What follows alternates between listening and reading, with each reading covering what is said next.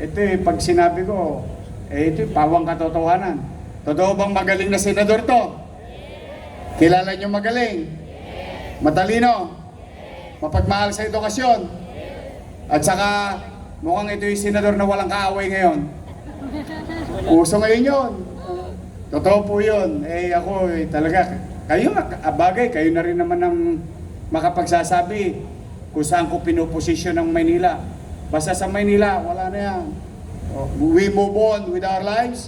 We focus on our problem the way he focused on our education, the future of our nation, our kids, and those kids who wanted to have a better life through education.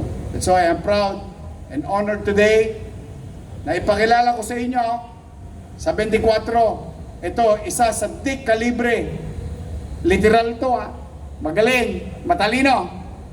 Salubungin natin ang mainit na palakpakan, Senador Bam Aquino.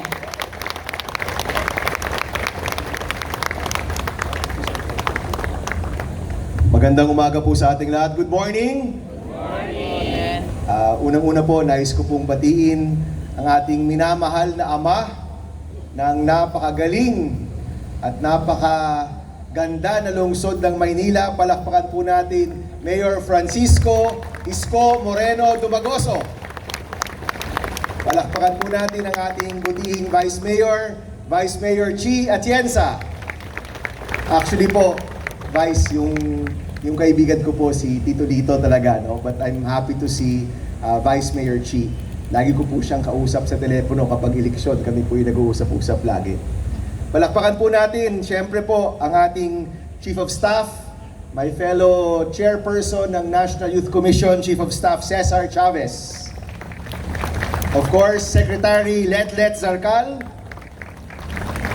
yung ating City Councilors, magandang umaga po.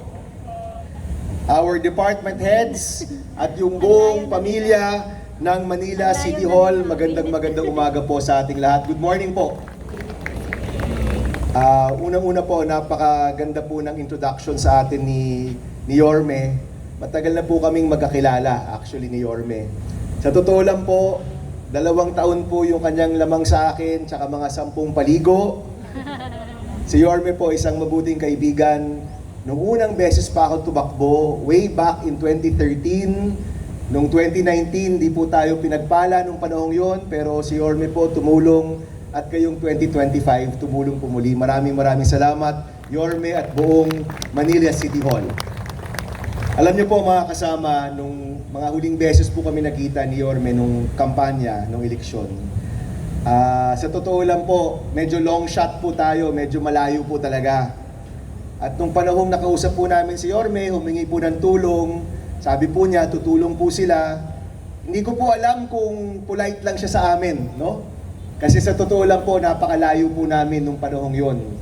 In 2024, 1 year before election day, ano po kami noon? 24 to 32 sa survey, no? Ang layo po talaga.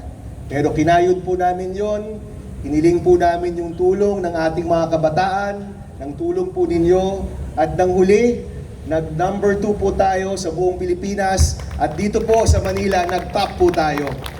Kaya mula po sa akin puso, maraming salamat po sa inyong tiwala. At palagay ko po, yung pagiging, number 1 ba ako number 2 dito?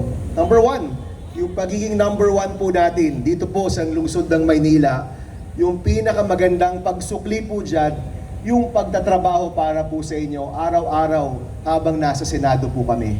Yung pagbigay pansin sa mga bagay na alam mo naming mahalaga sa inyo, mahalaga sa mga constituents po ng Manila, mahalaga po sa mga kabataan ng Maynila. Yun po yung aming pagsukli sa inyong tiwala.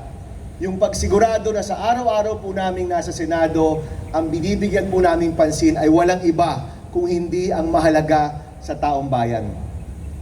Nabigyan po tayo ng pagkakataon na maging chairman ng edukasyon. Yan naman po yung ating sineryoso.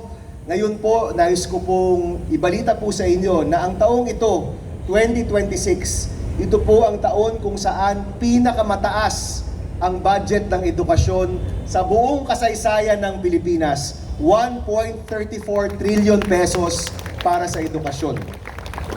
Marami po dyan nakalaan sa mga classroom at kanina po humingi po ako ng update. Tama ba? 600 classrooms ang maibibigay dito po sa lungsod ng Maynila.